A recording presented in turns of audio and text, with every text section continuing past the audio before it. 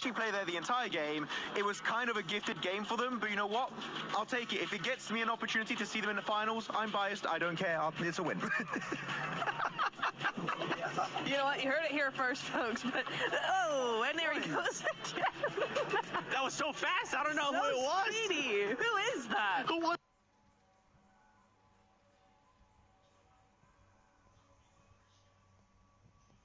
What's that, bud? It was me. He doesn't know either. It's fine. It's fine. What is this segment, by the way? I know. Just a fun segment. Welcome to PMWC at EWC 26.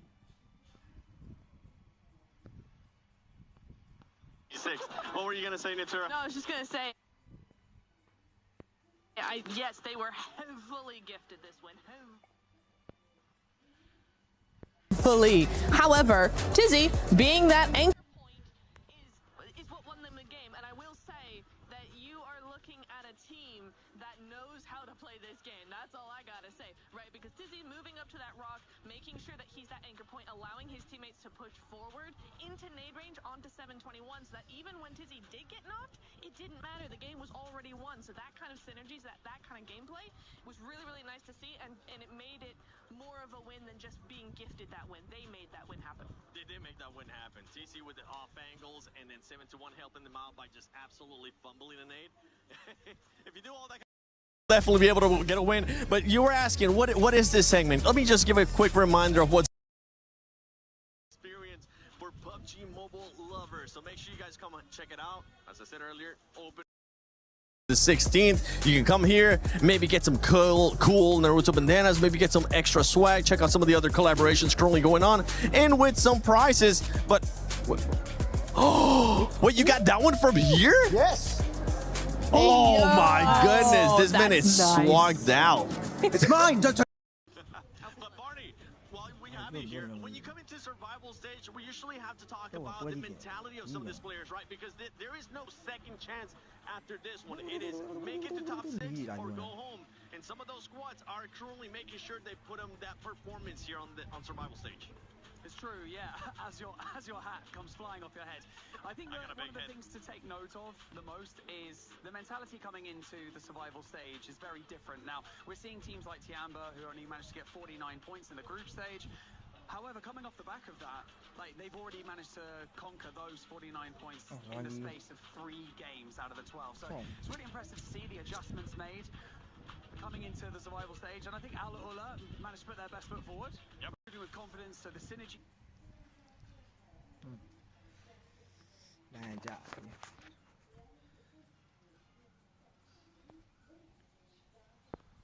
Is slightly off. It seems like. They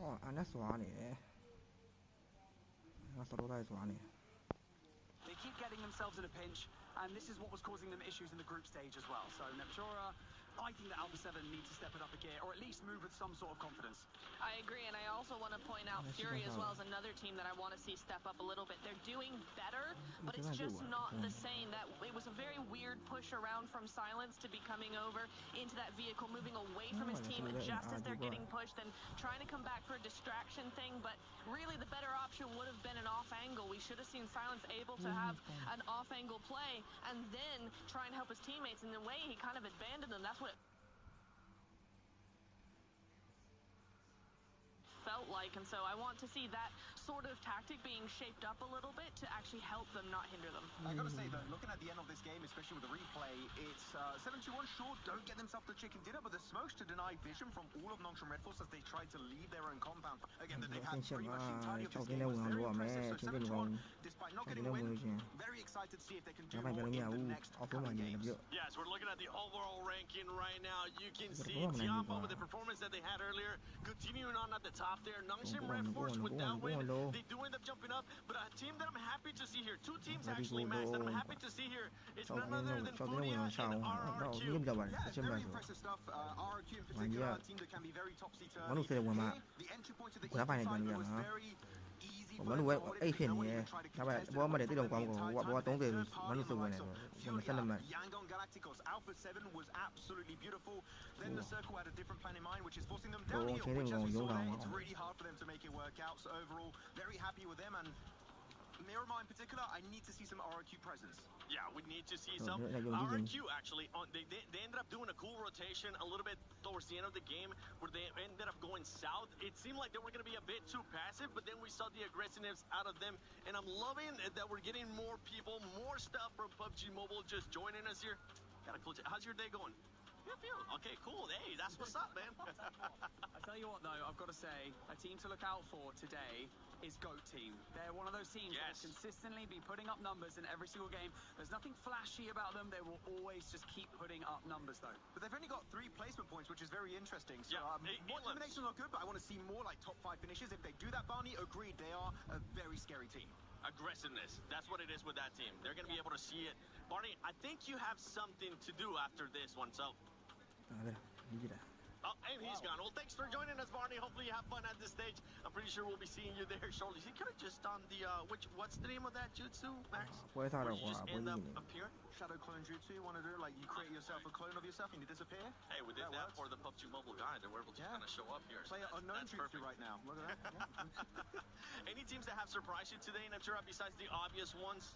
For me, Yangon. The Yangon are back to their day 1 of the group stage that we saw. I was saying they have a lot more presence, and so far over the last few games, we have seen that return after their second day where they just were non-existent again. Really liked how they played the southeast side there, Seven. They were really, really heavy on those splits. SayCloud moving over to, who was it? Who was going over there? The EA GOAT fight off onto the western side. He was monitoring that fight, regrouping, trying to make a push happen. So very, very sort of aggressive in that mentality, aggressive in that gameplay, even if it's not super aggressive onto actual players. Yangon, honestly, it's a defending champions here at PMWC. I would like to see them in the finals just because we haven't gotten a chance to see them at all since last PMWC when we talk about PUBG Mobile Esports global events. And one team that's actually surprising us in a bad way here, Max, and we have to talk about them. No. It's Ulf. No, yeah, it's pretty bad. But genuinely, look at their rotations. They get not terrible positions, but the main issue is, and this is something that is a main issue for Ulf going into all of their tournaments, they're a team that sometimes they go dead center of the circle, but they're not super playable. Sometimes you see them in a shed, you'll see them around a tree or a rock, and the moment teams have a point of contention around you, they spot an angle on your entire squad, they get instantly eliminated. I kind of want to see Ulf play a bit more edge. I feel like edge playstyle is actually what suits Ulf the best. And that's what we saw from him back in PMGC last year, even PMGO Season 1 in Jakarta. They were getting so many points because of that edge playstyle. Center here, if it's not a solid position, like I'm talking, it's not a compound, they're just going to get decimated right away. And Ulf, in a lobby of this caliber 7, we know you're going to struggle if you don't have a good spot to play from. Which is crazy too, because it's usually one of those teams that we're able to see them being even more aggressive. They're able to, especially with what you're saying, when they're able to play edge, they are going to be able to take full advantage of that. But right now, that them not being able to play how we've seen them in the past is not working for them. Yeah, exactly. And I think it's the same with Furia when you're talking about that edge play, that edge rotation, that spread coming on through. They're not being as aggressive as the lobby is demanding, and that's the real problem here, is because they want to play slowly, and the lobby is just like, no, we're playing too fast for that. You've got to keep up, or you're going to go out. Yeah, that's hopefully what's going to be happening as we have hit the halfway mark of day 1 survival stage here at PMWC at EWC 26. But I'm wanting to watch the game, so we're just going to send it over to Barney and Looty. I'm out of here. Looty. Back we are. The survival stage. What does survival mean to you? I mean, just survive with the minimum you can have, you know? Surviving with the minimum, that's interesting. Okay, Looty, I'd like to ask you, how long do you think you'd be able to survive, like, on this stage, just by yourself? What would you need? I mean, like, 4 days. I just need a little bit of food, I guess. Yeah, something like that. Okay, you got food. You get one other thing. What else Only did you one? have? Yeah, one. I mean, just a bottle of waters. A bottle of water. Oh, it appears like your dreams have come true. Yeah, that's cool. It is cool, isn't it? Right, Yeah. I'll see you tomorrow, mate. Enjoy. But Barney, it was just a metaphor. It's just a metaphor. I'm not gonna stay on stage. It's a small bottle. Okay, I will figure out. It's back to you, casters. I need another one. Barney!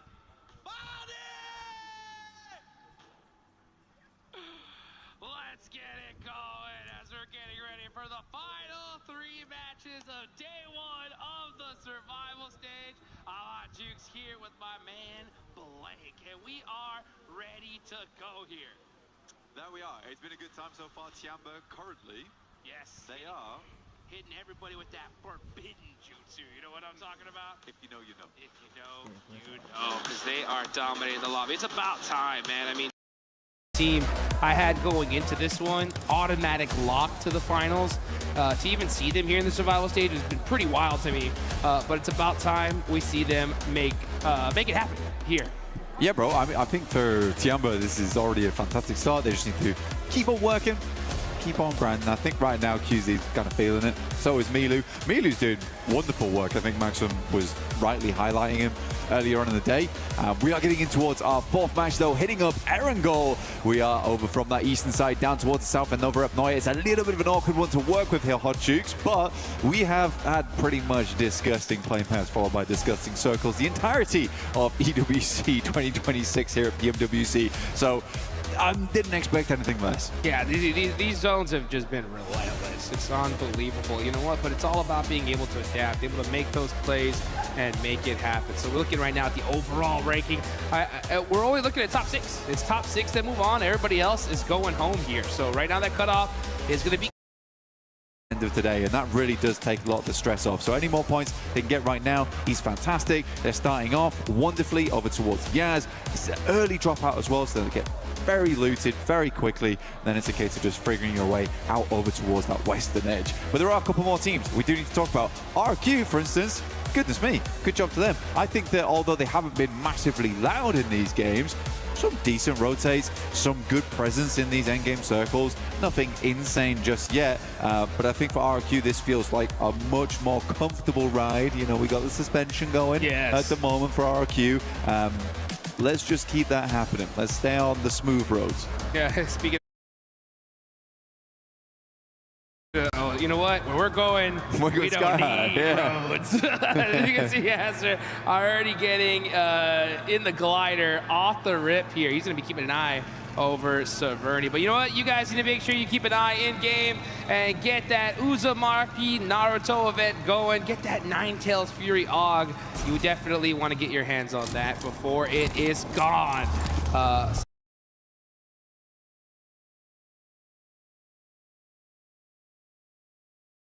And you can see Yasser, he said, okay, I got the glider, I got my Murado, we are ready to go here.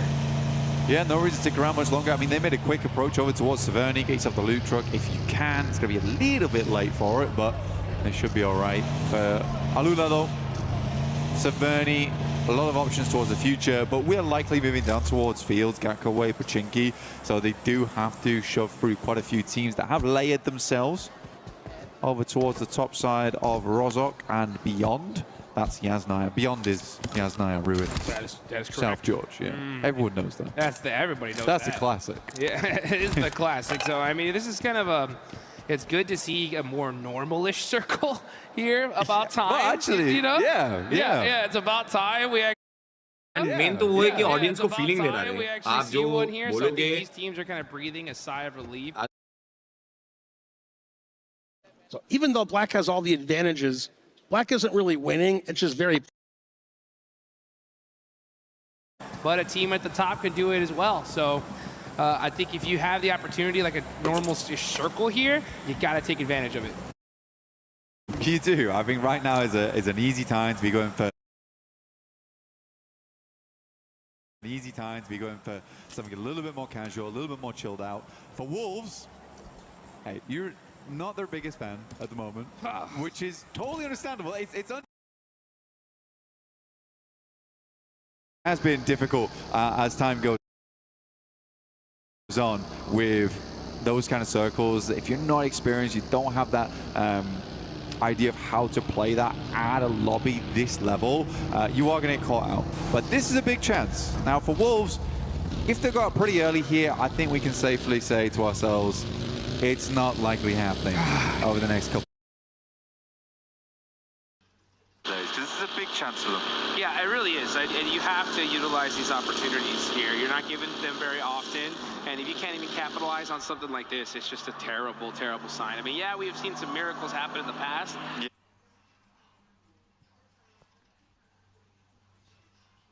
But with how consistent lobbies are already kind of showing, because, you know, that was problem when I saw the list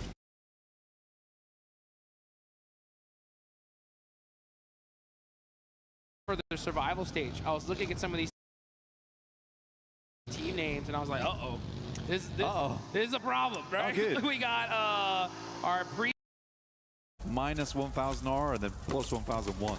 Literally, like it's evened out, but if they don't make it to finals here, on that one. it's going right back down, dude. Oh.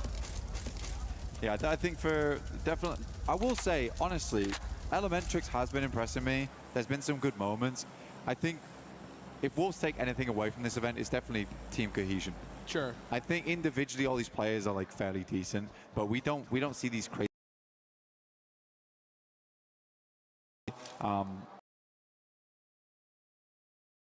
stage though, because this is a really tough tournament. Survival stage. Yeah.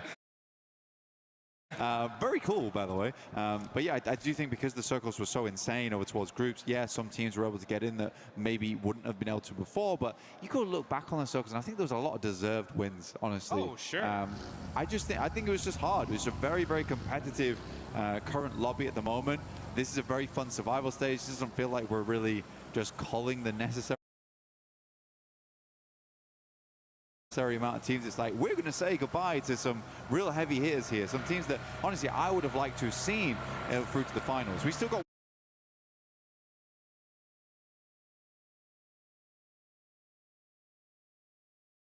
one more day left though. Okay, I don't have to shed any tears just yet. Yeah, one more day is definitely a good opportunity for these teams to get it done.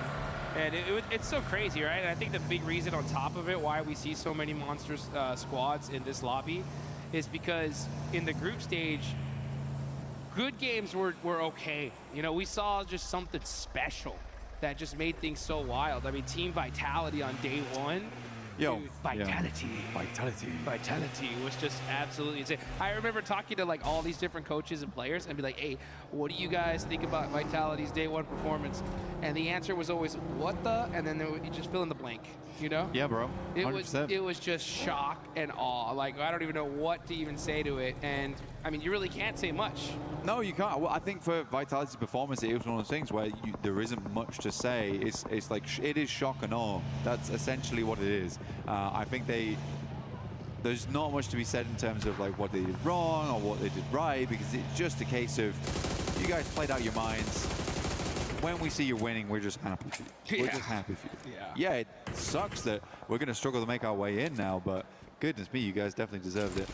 It made Group B very, very difficult for some other teams. We had such a tight, knit top 5 when it came down to it. A lot of teams like sitting on that 90-point border up towards, I think, 3rd place, because I believe it was only really Godlike who were able to break out of that 3-digit boundary, get up there. But yeah, everyone else was struggling. It was right down to that last game, which did shift up the rankings massively and led to E-Arena being here now. Unreal, dude. Honestly, like that's like probably what frustrates me the most, dude. Like I couldn't believe it. Like E-Arena, 39-point game 1. How do you break a record like that and just still not make it to the finals?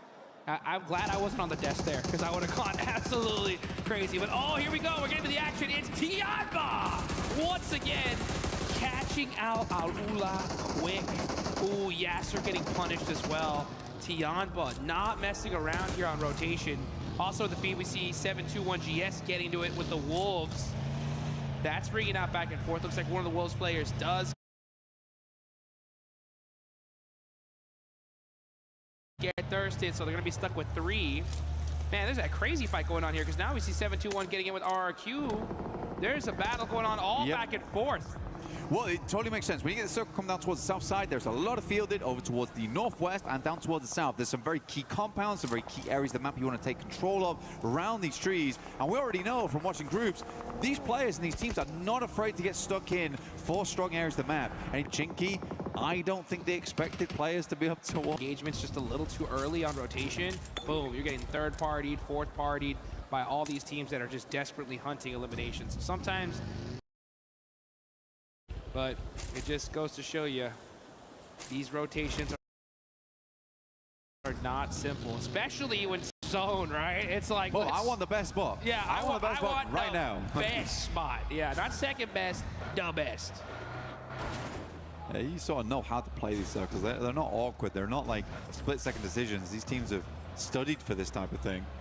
But yeah, heading down towards the south side, it does feel a bit rough. For Alpha 7, they're currently trying to play off the back of the high ground, the south towards the eastern side of Quarry. But they have since left. Obscure still left behind, quite far away. But we will get our next circle coming in through soon.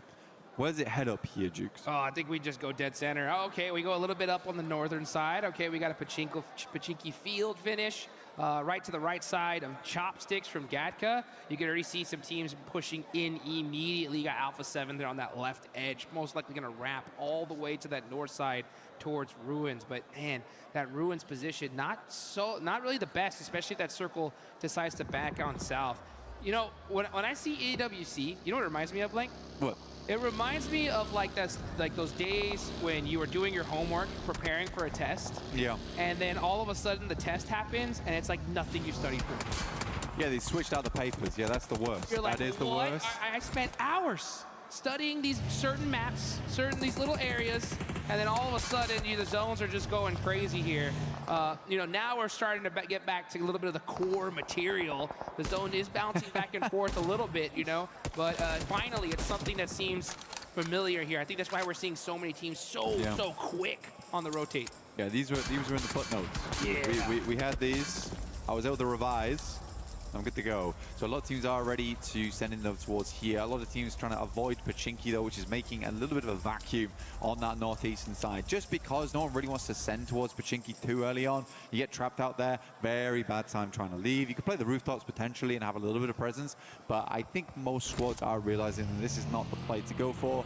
KRX down towards the south side. Not a terrible spot. They're out on the cusp of the fields. This is a decent area to work with. It does sit underneath the high ground that a lot of teams aren't really heading over towards just yet. They'd rather try and locate a little bit of a safer position to play. You don't want to be in the open because teams might just end up starting to crash you at that point in time. GOAT team also will find a little bit of a tricky rotation from that south side because they need to move up full through the fields. The biggest thing I'm most interested in right now is this split from RRQ. They are trying to control the majority of that western side. Yeah, that's a crazy split, to be honest. I think, yeah, just trying to find some intel, waiting for this next circle to decide where things are going to end up. I'm finally seeing a little bit more traditional kind of circle rotations from Alpha 7. Once they saw that northern shift, they hugged that circle all the way up to the top. So they're going to be taking the blues up here, as we can see. And yeah. Very, very OG from them. But, man, what's going on with them in their end games right now? They've just been struggling.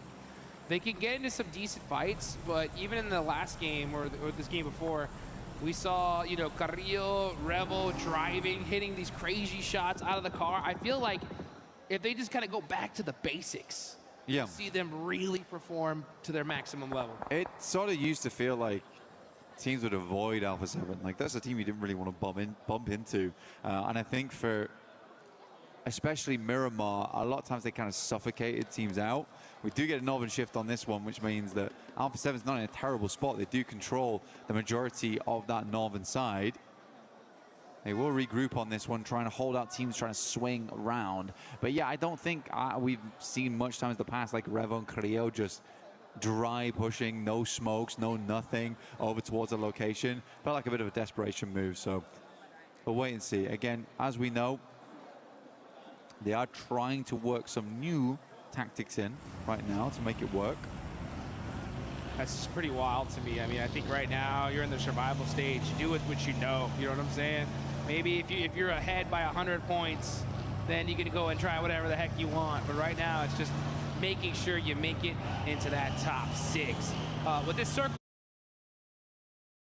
though, the crowd is starting to get hyped because they know that this is a beautiful zone for them. And meanwhile, we got some teams that are going to have to be pushing from the south side. You got GOAT trying to find their way in. You got Fudia, Nongshim Red Force as well, looking for a spot in this next circle. And you can already start seeing some players get knocked here. Ulf catching out Claws. And that actually is going to be Alula eliminated. So that is already 3 teams out of here pretty early. Alpha 7 do find shots over towards Yangon Galacticos. Again, good setup from them. They were trying to cut off a Eastern rotate over towards the position. I think for them right now, they understand that they were likely one of the teams that is only on that northern side. A lot of other teams had to make that approach. They didn't have much choice in the matter. So for them, they're like, okay, there's going to be some teams probably rotating out from Pochinki here, or at least trying to wrap around on that eastern edge. We sort of know that a team will be holding the compound over towards our southwest side, which is currently RRQ, and this engagement right here, which is going to pop off, but that's not going to endanger Alpha 7. Right now, though, Fuchsman does walk around the corner. Killer Joe also with the JS9 do some good work. Go is just cleaning RRQ out. Now, this is the man to be worried about, though. It is Lepar. He's on his own. Might go terribly. We'll see what he's got. Chops out the vehicle and hits the shot. No way. He jumps through that window and makes it happen. And now you got Force from GOAT. Gonna go ahead and get this res. But a crazy there from the park. And now here comes Irina, quick on the third party, trying to soak up some of these eliminations. Perfect timing as well. GOAT is hurt. They are not looking too hot here. Attorney K up close and personal, looking to catch one of these knocks. Oh, they're instantly thirsting this. They're getting it done. Irina making it happen against GOAT. Perfectly timed, and that is GOAT pretty much done and dusted here. Great read from Irina, honestly, moving in over towards this one. This is a team that knows they need points right now. They do not want to have to go out. Good nade as well around the corner. Tries to make this as easy as possible and get the full cleanup on this. There's nobody nearby. Now, for Irina, you do have to think clearly for a second here. They just cleared out 2 teams to the western side. They have so much space to work with. Really good third party off the back of that one. So many teams over towards the eastern side. We had a very eastern plane path to start this off, so they just have a lovely amount of room at the moment. This is beautiful stuff for them. Beautiful indeed. Yeah, so that west side is clear for Irina. They're looking to get some of their aura back after losing it in the group stage. Wolves, though, there we go. Starting to make some noise. Next zone does pop on up. This is the blessing that Alpha. A nice little car wall here, and they get away. So beautifully played for them. Honestly, that was the right play. They just realized that if we want to extend our life in this game, this is not the place to do it. So now Furia are on the hunt. Wolves are forced to move on in. KRX was waiting for him, though. Oh, this is a really, really rough push from the Wolves. There's really nowhere to go here, and they are barely making it out alive for now. Yeah, for the Wolves, it's a mad send, right? I mean, there was definitely an opportunity there to try and just take the fight to Fury in the first place, clear out that south side, and then play it slow in from the southern edge, then even look over towards Ulf. So for Wolves, I can see that they're trying to reach for something. For Alpha 7, though, they have a wonderful spot on the map right now. So much space. The entirety of the northern side. They control half the circle here, Dukes. They have to do something big with this. Last game, they were given a ton amount of space on Erangel. Didn't bother trying to clear the south side. They're very hesitant in their approach there. Again, they seem to be only looking over towards the east. I would have loved to see a western rollout here from one of their players, get the lineup, see how much space they can take and what they're working with going into the future. As long as they have information, they should be good, because info at this point is king. Yes, it is. And Carrillo's going to go ahead and really trying to put his king status on. That man has worn plenty of crowns so far, and they're going to go ahead and punish A7.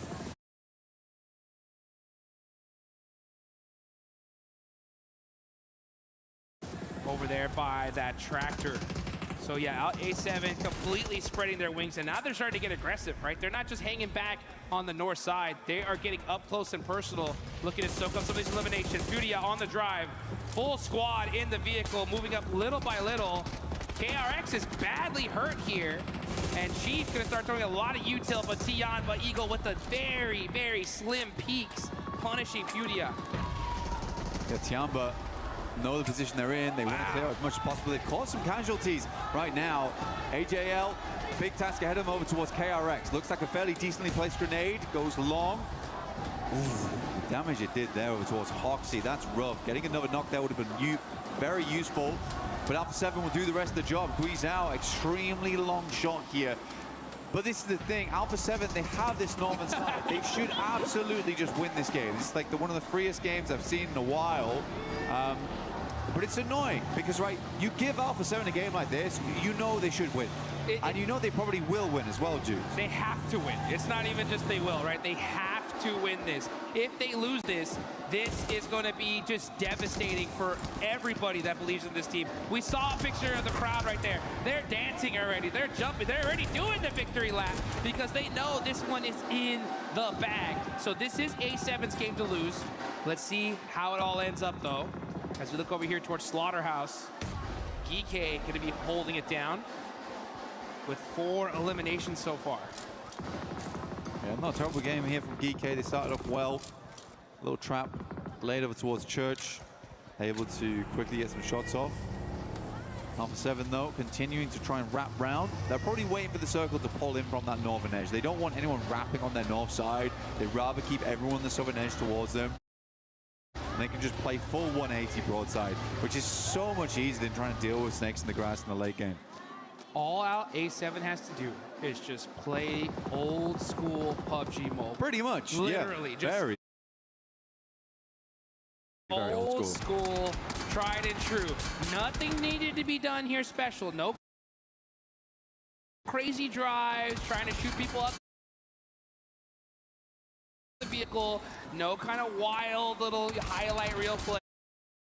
Just work together as a team. That's where Alpha 7 has been so strong. They've been a squad to where, like, if you knock a player, they feel almost impossible to take out. It's like they get 10 times angrier, and we get them back into the running quite quickly.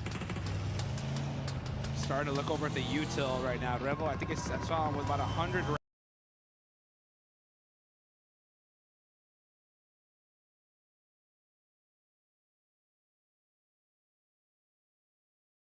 rounds, so that should be enough here to finish this game. 8 eliminations so far. This is a dream game for Ace. It's honestly, this is a dream game for anybody in their position, and they're doing very solid here. We'll see where the next circle pops, but right now everybody just kind of waiting. This is still only zone 6, but with so much open range, that's why we have so many teams eliminated already. Hey, for Tiamba, though, no, fairly decent game. I mean, they're in another top 5 scenario. I think that's a lock already, honestly. 4 elims. I mean, we're waiting for it. We're waiting for it. 53 points at the moment. I give him another 20 on today, and then we can lock him in. But yeah, it would take some miracles tomorrow, or at least some devastating maneuvers to go down. Quick switch back towards a player on that north side. Alpha 7 will get them back up again. Again, this next circle is pretty much all about Alpha 7 just holding on this north side, not allowing the wraps come through, because you're waiting for GK as well as Yangon Galacticos to be pulled off these compounds towards the southeast. I kind of like the fact that that player from E7 got knocked right there, because I can already see they were getting a little antsy and starting to push up a little bit too much. Yeah. And that knock was perfect timing because it wasn't too devastating for them. They were able to get the res. It was very inconsequential. But the next zone does center on up a little bit to the south here, so A7 are going to have to push up little by little. But this zone is terrible because it's pretty much all open field here. Everybody's going to be having to hug the edge, set up some car walls. Look at Tianba. They're still out of the zone. So they have to push up little by little. They have this hillside to work with. This is perfect for them because they can just sit here, wait for all the other fights to happen, and then get into the mix a little bit later on. Yeah, pretty cautious on the moment. It's Tiamba, even dropping the M79 down there, getting some smokes up. Revo's going to try and hold up teams as they leave these buildings. I don't mind this play. I think that Alpha 7 is currently just trying to lock down E-Arena's approach, which I think is smart. And Revo, definitely the guy you want on the swivel, right? He is locked in when it comes to the sprays.